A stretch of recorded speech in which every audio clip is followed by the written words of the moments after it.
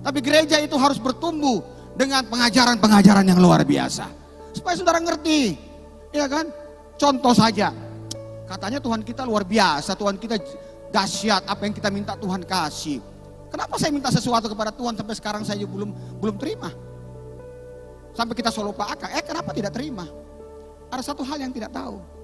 Kita tidak tahu, kita harus tahu waktu saya bilang minta sama Tuhan, saya harus tahu bahwa Tuhan itu bekerja dalam satu satuan waktu untuk merealisasikan apa yang kita minta. Saudara masih ingat tentang perkawinan di Kana? Ada begitu banyak orang datang di Kana. Kemudian perkawinan dimulai, pesta dimulai, anggur disiapkan, anggur habis saudara. Anggur habis, suasana pesta berubah. Ibu Yesus menangkap, wow, rupanya karena suasana pesta anggur habis sampai suasana pesta ini tidak baik-baik, tidak semangat gitu. Lalu Ibu Yesus datang kepada Yesus dengan maksud Yesus kau harus membuat mujizat. Tapi apa yang Yesus katakan?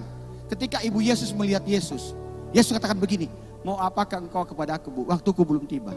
Sebenarnya Alkitab berkata dalam Yohanes 2 ayat yang keempat. Perhatikan Yohanes 2 ayat yang keempat. Demikian firman Tuhan, Yohanes 2 ayat 4. Kata Yesus kepadanya, mau apakah engkau daripada aku, Ibu? Saatku belum tiba. Tapi Ibu Yesus tahu bahwa Yesus akan mujizat. Sehingga dia mengatakan, kamu siapkan segala sesuatu. Karena Ibu Yesus tahu bahwa akan ada mujizat. Siapkan apa yang dia minta, siapkan. Ternyata mujizat terjadi. Dia bilang begini, mau apakah engkau kepada aku? Waktuku belum tiba, saatku belum tiba. Sekalipun kita minta kepada Tuhan, kita harus tahu cara kerja Tuhan. Bahwa Tuhan merealisasikan apa yang kita minta sesuai dengan durasi waktu. Dia bekerja dalam satu satuan waktu. Hari ini saudara minta dia belum kasih, kemudian 1 minggu belum ada, 1 bulan belum ada, 6 bulan langsung Tuhan kasih. Tapi sekalipun 6 bulan, waktu Tuhan menolong saudara tidak pernah terlambat. Kasih tepuk tangan yang meriah buat Tuhan kita. Kita harus mengerti cara Tuhan bekerja seperti apa saudara. Oleh, sekarang kita lihat lagi Roma 8 ayat 28. Kita kembali Roma 8 ayat 28.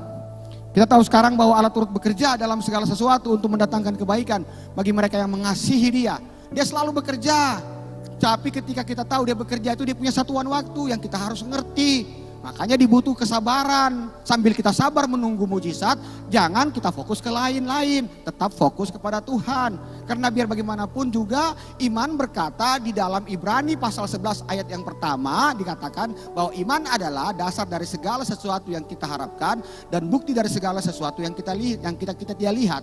Artinya ketika kita meminta kepada Tuhan, kita minta terus sampai harapan kita menjadi kenyataan. Itulah iman yang benar. Kasih tepuk tangan lagi meriah buat Tuhan kita. Nah, Bapak Ibu Saudara, hal yang kita lihat di sini Bapak Ibu Saudara, sesuatu yang penting adalah mengasihi Dia.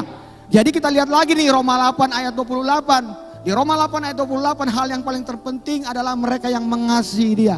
Kalau Anda bertanya apa yang dimaksud dengan orang yang mengasihi Kristus? Mengasihi Kristus Bapak Ibu Saudara, hal yang sangat penting mengasihi Kristus. Bukan cuma percaya, tetapi benar-benar harus hidup benar di hadapan Tuhan. Itu yang disebut dengan mengasihi Kristus. Makanya kalau saudara lihat, Tuhan berkata kepada Abraham. Pertama, Abraham, segala sesuatu keturunanmu ini akan menjadi banyak. Semua keturunanmu diberkati. Oh, Abraham percaya. Ketika Abraham percaya itu diperhitungkan kepada suatu kebenaran. Tapi apakah cuma berhenti sampai di situ? Ternyata tidak. Di dalam Kejadian pasal 17 ayat yang pertama, Abraham, ingat tahun depan Ngana punya anak. Mar, kita mau bilang Pangana, jangan coba-coba hidup sembarangan. Harus hidup benar di hadapanku, taat di hadapanku, maka janji itu akan ada. Simbol bagaimana Abraham mengakui janji itu.